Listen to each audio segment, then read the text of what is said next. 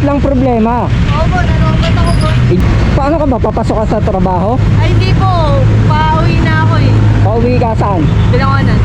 Binangunan ka din. Hindi siya lobat. Ayan o, 12.3. Pinajumper ko po yan eh. Ha? Nung nakaraan, pinajumper ko, nung naganyan din. Pero pinalitan ko na ng baterya. Eh siguro, palitin na po ulit. Ayaw, may start naman kaya lang. Kaso, ayan. Kaso, ayaw niya, baka po spark plug eh. Saan ka sa Binangonan? Ayaw man. Tayuman?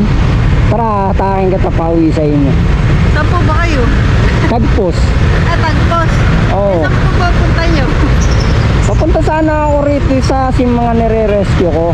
Kahit dito na lang, sir, sa may pagawaan. Pagawaan, kapatid. Pagawa ko na lang dyan. Teka, Para hindi ko po kayo mabala.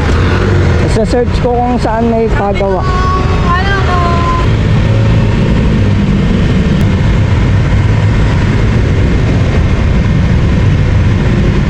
Yuyutan tayo doon sa ilalim, tapos kakanan doon sa... Raimundo? Hindi, ito Raimundo eh. Yung Doon po mauuna. sa kabila. Yung mauuna. Sige po. Doon ang may, ano, Doon ang may mga. atakin kita.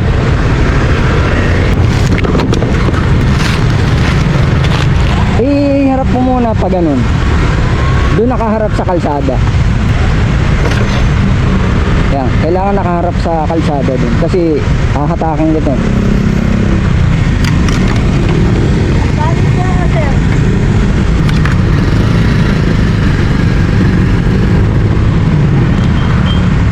Gagawin natin, diretso tayo doon. Tapos, hindi tayo sasampa sa tulay. Sa baba.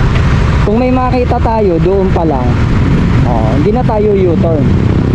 Pero pagka wala tayong madaanan, kailangan tayo mag-U-turn. Tapos, pagka U-turn, kakanan agad. Kasi nandun yung shop. Sige, sir.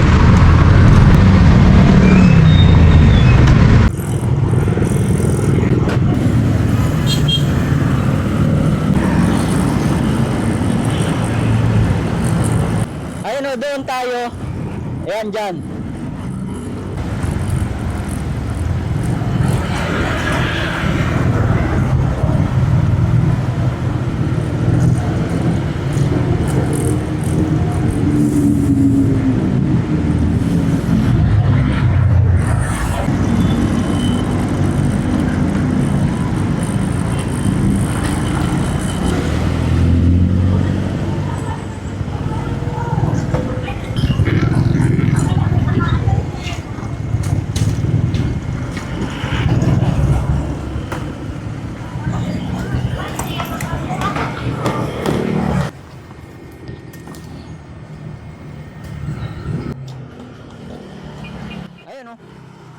Ano, okay ka na rito?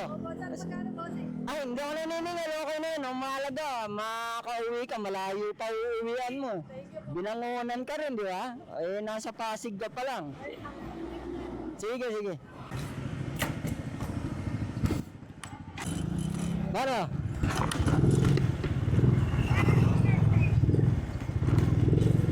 Tuloy na ka.